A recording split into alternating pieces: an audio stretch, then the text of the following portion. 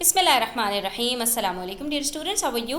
I hope you'll be fine. This is Oxford New Syllabus Mathematics D3 book और आज exercise 6B के कुछ questions हम करेंगे।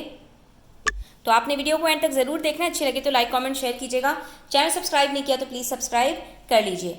बच्चों यहाँ पर मेरे पास जो है वो पेज नंबर 155 पे क्वेश्चन नंबर 7 है एक्सरसाइज 6B का, जिसमें हमें एक डायग्राम दी है इन्होंने and it this says the diagram shows triangle ABC with vertices A, B and C। ठीक है, हमारे पास एक ट्राइंगल है ABC जिसके वर्टिसेस हमें यहाँ पर इन्होंने बता दिए हैं कि इनके क्या क्या कोऑर्डिनेट्स हैं। ठीक है, A के -1 1, B का -1 2 और C का 3 और -1।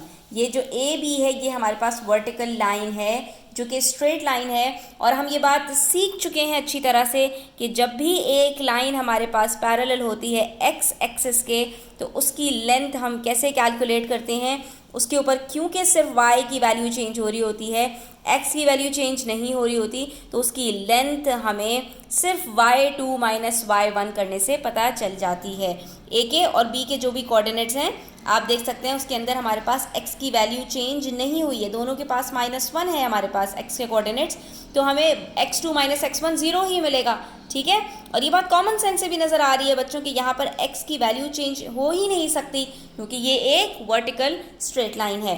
तो इसके अंदर हमें सिर्फ y2 - y1 करने से उसकी लेंथ पता चल जाती है।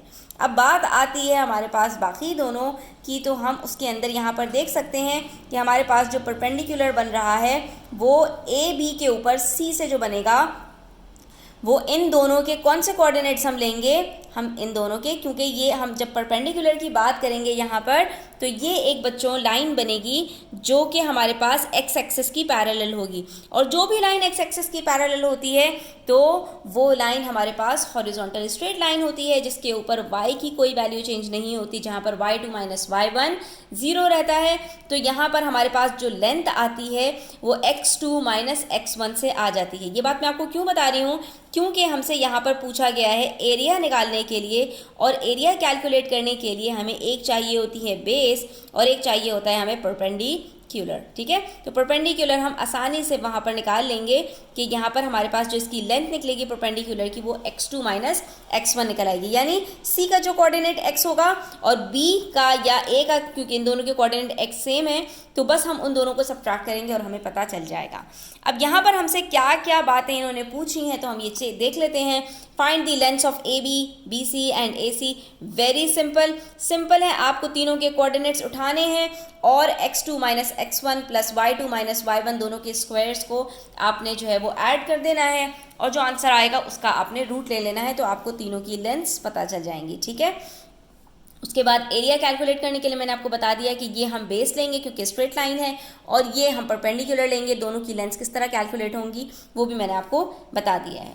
उसके बाद आपसे कह रहे हैं the coordinates of a point E are 3K and the area of BCE is 14 units. अब ये क्वेश्चन के अंदर हमसे कह रहे हैं कि एक नया पॉइंट आया है E, और हमारे पास जो ट्राइंगल BCE बनेगा उसके हमारे पास जो एरिया है वो 14 यूनिट्स है। दो बातें हमें पता चल गई, एक एरिया पता चल गया और जो नया हमारे पास पॉइंट E है उसके कोऑर्डिनेट्स में से हमें x का कोऑर्डिनेट पता चल गया। ठीक है, तो x का कोऑर्डिनेट जब हमारे पास कह रहे हैं 3 है तो यकीनी बात है बच्चों कि वो ट्राइंगल हमारा जो बनेगा वो C के x कोऑर्डिनेट के साथ ही बनेगा, यानी कि वो या तो यहाँ से एक्सटेंड होके बनेगा इस तरह से, और या फिर वो वहाँ पर जाकर बनेगा इस तरह से। अब हमसे ये कह रहे हैं find the possible values of के की पॉसिबल वैल्यूज़ क्या हो सकती हैं ये हमें पता लगाना है। तो ये बड़ी आसानी से हम कैलकुलेट कर लेंगे, आप क्वेश्चन को एंड तक मेरे साथ सॉल्व कीजिएगा। हम इसको स्टेप बाय स्टेप करेंगे, आपने वीडियो को कहीं पर भी स्किप नहीं करना। ठीक है, सबसे पहले बच्चों हमने लेंथ ऑफ AB कैलकुलेट कर ली, क्योंकि ये एक वर्टिकल लाइन थी तो हमारे पास यहाँ पर उसकी लेंथ सिंपली y2 - y1 से निकल आएगी, जिसके अंदर हमारे पास y2 हमने B का कोऑर्डिनेट y लिया है और y1 हमने A का कोऑर्डिनेट y लिया है। ठीक है, तो हमें पता चल गया कि ये 3 यूनिट्स। अब आपके पास कभी आंसर अगर आएगा, अगर आप y2 की जगह पर b की कोऑर्डिनेट y रखते हैं तो बच्चों आपके पास नेगेटिव आंसर आएगा, लेकिन इतनी बात याद रखो कि लेंथ हमेशा पॉजिटिव होती है। ठीक है, कोई भी लेंथ आपकी कभी भी नेगेटिव नहीं हो सकती, इसलिए आप यहाँ पर -3 यूनिट्स ही लिखेंगे, लेंथ आप लिखेंगे 3 यूनिट्स, ठीक है। हाँ, जब आप एरिया वगैरह कैलकुलेट कर रहे होते हैं तो वहाँ पर जो आपकी नेगेटिव वैल्यू होती है वो नेगेटिव ही रहती है, इसमें कोई बात नहीं है। लेकिन जब आपसे स्पेसिफिकली लेंथ पूछी जाती है तो वहाँ पर आप पॉजिटिव वैल्यू ही में अपना आंसर देते हैं। और बात करें बाकी दोनों लाइंस की लेंथ की, तो वो दोनों डायगोनल है, तो उसके अंदर हमें वही फॉर्मूला लगाना पड़ेगा पाइथागोरस थ्योरम वाला। तो उसके अंदर हम b के वैल्यू को x1 y1 और c के कोऑर्डिनेट्स को x2 y2 सपोज करके फॉर्मूले में पुट करेंगे तो हमें पता चल जाएगा कि हमारे पास जो लाइन बी सी है उसकी लेंथ 4.12 यूनिट्स आ रही है, ठीक है। इस चीज़ का ध्यान रखा करें कि आपके पास जो सॉल्व होकर आंसर आता है वो स्क्वायर में होता है, आपने हमेशा उसका रूट लेकर लेंथ को आपने निकालना होता है। इसी तरह से बिल्कुल सेम मेथड्स को फॉलो करते हुए हम x1 y1 की वैल्यूज़ जो लेंगे वो हम c के कोऑर्डिनेट्स ले लेंगे और x2 y2 a के कोऑर्डिनेट्स लेंगे और फॉर्मूले में पुट करेंगे तो हमारे पास जो लाइन ए सी है उसका 4.47 लेंथ यूनिट्स में आ रही है, ठीक है। जब हमारे पास ये सॉल्व हो गया तो उसके बाद पार्ट बी की तरफ आ जाइए, उसके अंदर हमें एरिया कैलकुलेट करना है। तो एरिया के लिए बच्चों हमारे पास ए बी की लेंथ पहले ही से मौजूद है, वही हमारे पास एक स्ट्रेट लाइन है बिल्कुल, जो कि एक वर्टिकल लाइन है। तो हमारे पास लेंथ जब पहले से उसकी मौजूद है तो परपेंडिकुलर हमने डी एक पॉइंट सपोज किया कि वो सी से ए बी लाइन के ऊपर आकर ड्रॉप हो रहा है परपेंडिकुलर की सूरत में, तो हमने सी डी की लेंथ निकाल ली x2 माइनस x1 करके। जहाँ पर ये हमने x2 माइनस x1 से कैसे निकाल ली बच्चों, क्योंकि ये जो लाइन है हमारे पास सी से लेकर डी तक परपेंडिकुलर की सूरत में ये x एक्सिस के पैरेलल है, और जो लाइन भी हॉरिजॉन्टल x एक्सिस के पैरेलल होती है तो उसके ऊपर y2 माइनस y1 0 होता है, इसलिए सिर्फ इसकी लेंथ x2 माइनस x1 से ही निकल आती है। तो x2 हमने c के कोऑर्डिनेट्स ले लिया, दैट इज 3, और x1 हमने d के कोऑर्डिनेट्स ले लिया, दैट इज -1, क्योंकि ये लाइन ए बी के ऊपर लाई कर रही है तो वहाँ पर हमारे पास जो x का कोऑर्डिनेट है वो -1 गिवन है, ठीक है। तो हमें यहाँ पर इस तरह से पता चल जाएगा कि हमारे पास जो सी डी की लेंथ है वो 4 यूनिट्स है, और एरिया कैलकुलेट करने के लिए अब मज़ीद कुछ नहीं चाहिए, half multiply by length multiply by altitude यानी बेस और हाइट। तो बेस हमारे पास 3 है और हाइट हमारे पास 4 है, हमने इसको सिंप्लीफाई किया तो आंसर हमारे पास 6 यूनिट स्क्वायर आ रहा है एरिया की सूरत में। ये 2 पार्ट्स हमारे यहाँ पे कंप्लीट हो जाते हैं स्टूडेंट्स। अब थर्ड पार्ट की बारी आती है। उसके लिए अब ये देखिए कि बच्चों हमें क्या क्या पता है। हमसे कहा है पॉसिबल वैल्यूज़ ऑफ के निकाल दीजिए जब ए ई एक पॉइंट हो जिसके एक्स कोऑर्डिनेट हमें पता हो और वाई कोऑर्डिनेट हमें ना पता हो और वही के हो। तो वाई कोऑर्डिनेट उसका क्या हो सकता है, अगर ये हमारे पास जो वर्टेक्स है के एक नए ट्राइंगल बी सी ई के अंदर के कोऑर्डिनेट वाई में हो और उसका एरिया हो 14 यूनिट्स। अब जो चीज़ें बच्चों गिवन होती हैं ना वहीं से हमें वर्किंग्स करनी होती हैं।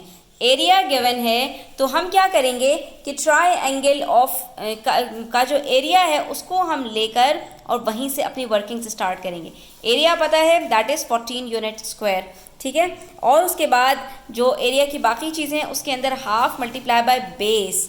बेस अब की दफ़ा हम जो लेंगे बच्चों वो सी ई लेंगे। क्यों?